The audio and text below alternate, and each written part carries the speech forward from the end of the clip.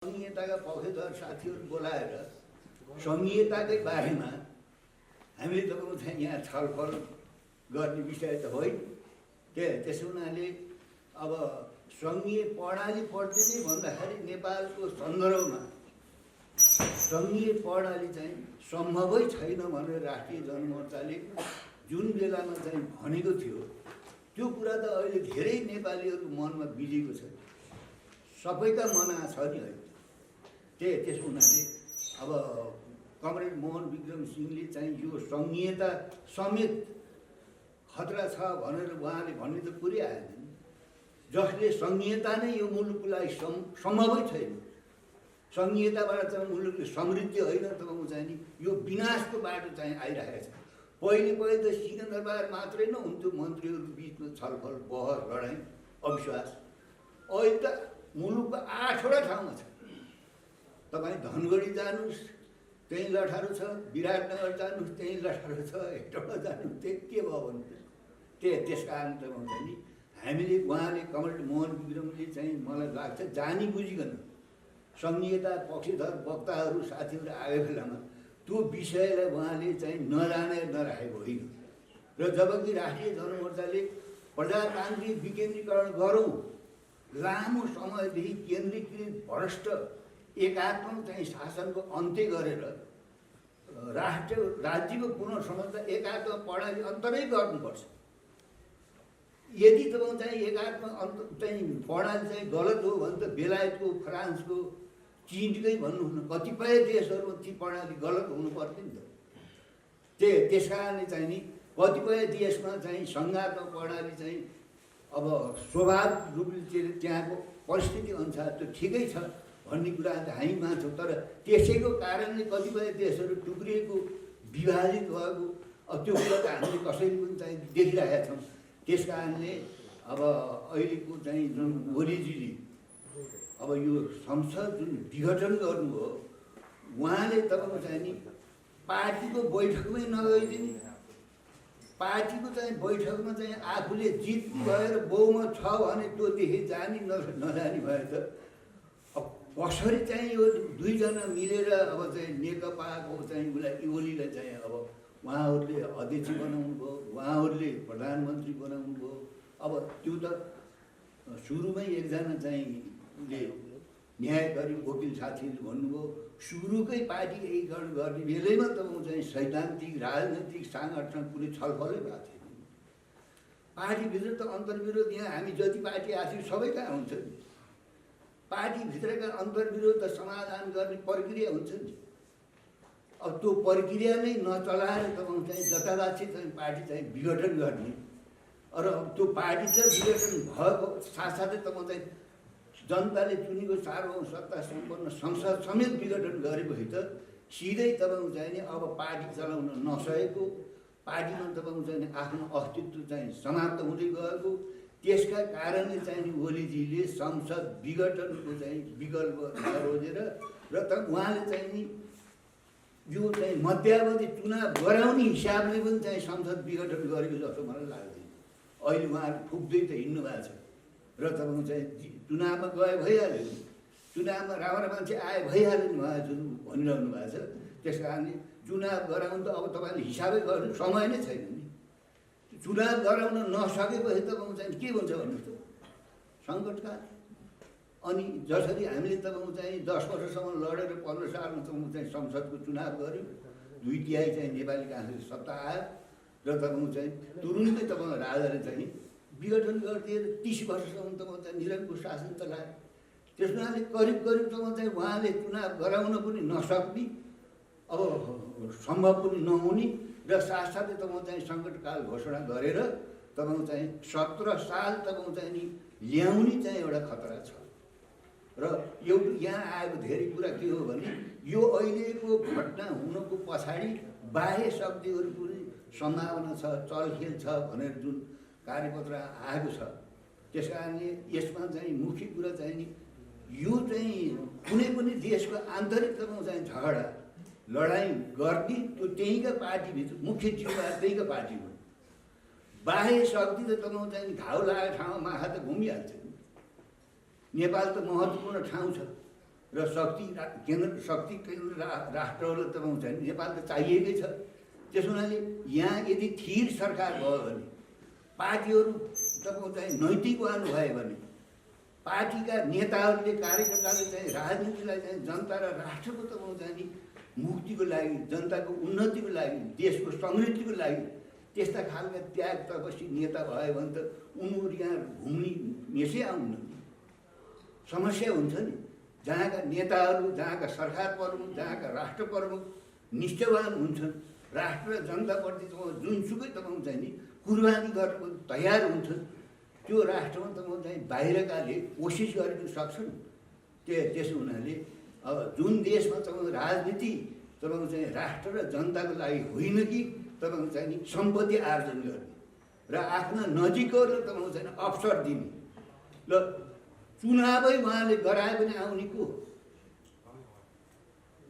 अहिले आएका पहिले पनि हामीले बेहोरेन। ल भन्नुहोस्, 30 वर्ष लगाएर तपाईँको चाहिँ नि हामीले अब राजाको चाहिँ निरङ्कुश पञ्चायती व्यवस्थाको अन्त्य गऱ्यौँ।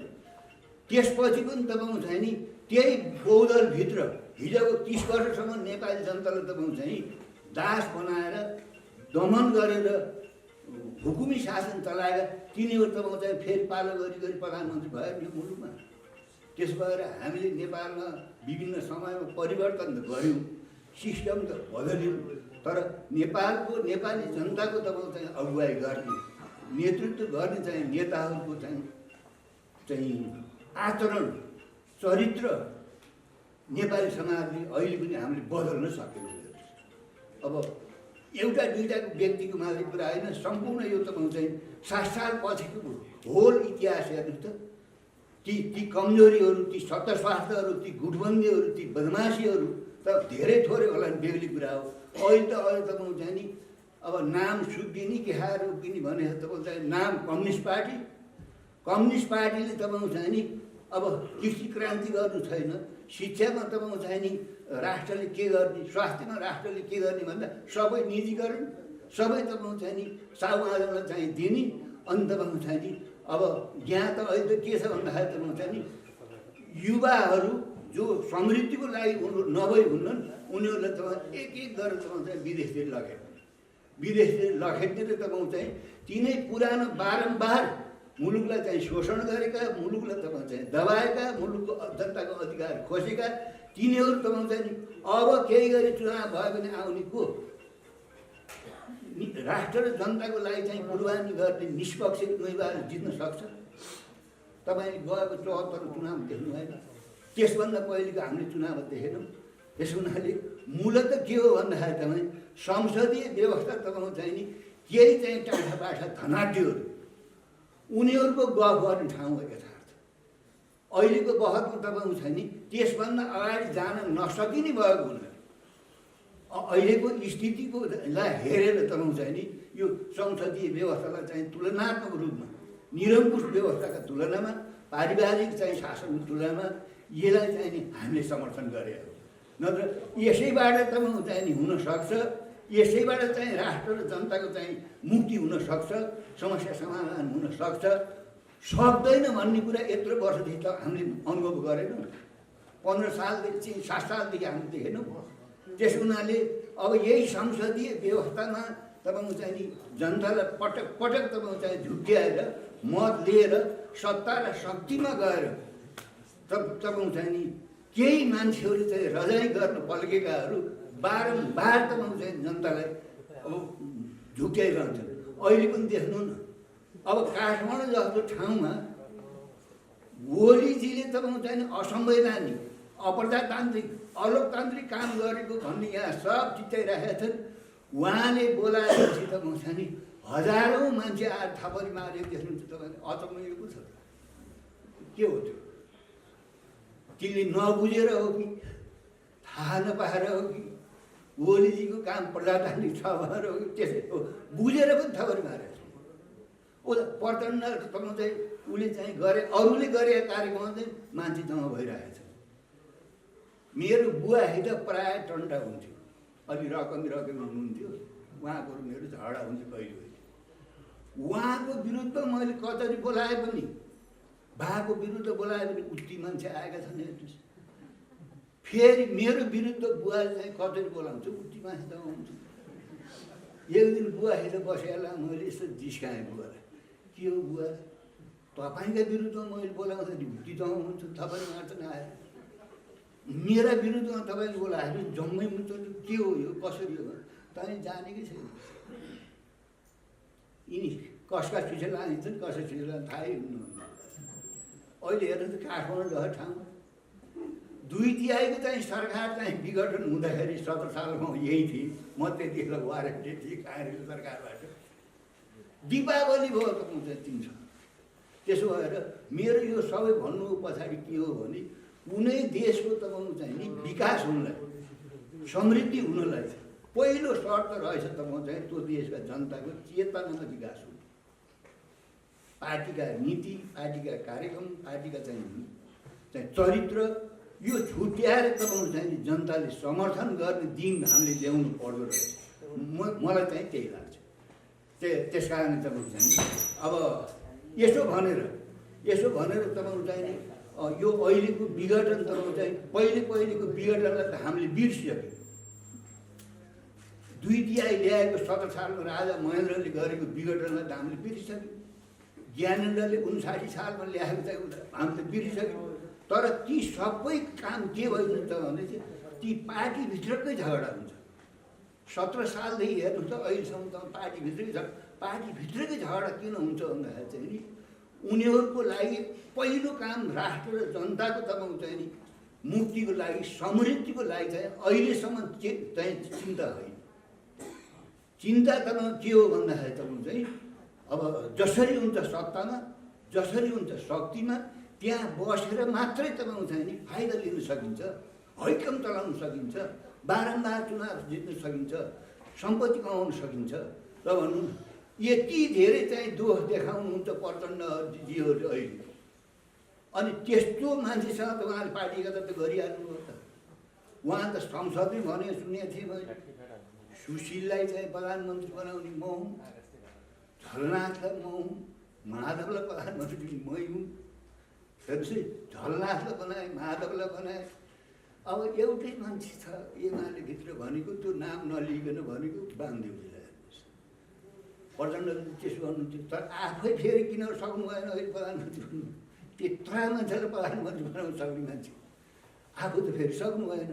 त्यस हुनाले यहाँनिर के देखिन्छ भन्दाखेरि चाहिँ म चाहिँ अब सबैले तपाईँको चाहिँ नि अब काँसले सुरुदेखि नै भयो यो यिनीहरू उहाँले अब कम्युनिस्टको नाममा चाहिँ भन्नुभयो। अहिले कम्युनिस्टले त्यसो गर्छ, कम्युनिस्टले देशको राष्ट्रियता, सार्वभौमता र अखण्डताको सौदाबाजी गरेर संसद खतम पार्छ। हिटलरको त्यसो गरेर, मुसोलिनीले पो त्यसो गरे, यसभन्दा पहिलेका चाहिँ साथीहरूले पो त्यसो गरेको छ। तपाईँ संसदभित्र आफ्नो बहुमत छँदा पनि तपाईँ चाहिँ 51 सालमा संसद विघटन भयो होइन, 59 सालमा चाहिँ संसद विघटन भयो होइन।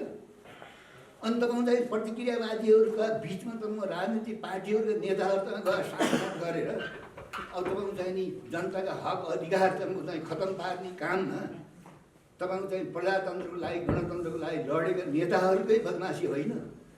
त्यसो हुनाले यो पछिल्लो पटक ओलीजीले जे गर्नुभयो, उहाँले तपाईँको चाहिँ कम्युनिस्ट भएको भए त्यसो गर्दै गर्नुहुन्छ, तर नाम त त्यही छ उहाँहरूको। हेर्नुहोस् कम्युनिस्टहरूको त तपाईँको छ नि त्यो चाहिँ बजेट ल्याउँदा साधारण तपाईँको चाहिँ विदेशीहरूसँग डिल गर्दा, जनतासँग डिल गर्दाखेरि त्यो त चिनिन्छ नि, त्यो त देखिन्छ नि, त्यो त थाहा हुन्छ नि। त्यस हुनाले उनीहरू कम्युनिस्ट होइनन् भनी पनि वास्तवमा उनीहरूलाई कम्युनिस्ट बनाएर यदि कम्युनिस्ट आयो भने यस्तै चाहिँ ओलीको व्यवहार, प्रचण्डको व्यवहार हुन्छ भन्ने कुरा कम्युनिस्टहरूका विरोधी साथीहरूलाई त्यो भन्न अहिले असाध्यै सजिलो भएको छ। यथार्थमा तपाईँको चाहिँ नि कम्युनिस्ट क्रान्तिकारी एउटा कम्युनिस्टले तपाईँको चाहिँ देशको राष्ट्रियता, सार्वभौमता र अखण्डतालाई सौदाबाजी गरेर सत्तामा बस्दैन र सत्तामा गइसके तपाईँको चाहिँ नि पार्टीको निर्णयलाई तपाईँको चाहिँ नि उल्लङ्घन गरेर पार्टीका बैठकमै नगइकन, पार्टीको निर्णय नमानिकन यस्तो पनि कहिले कम्युनिस्टले गर्छ, नाम पो तोरायो।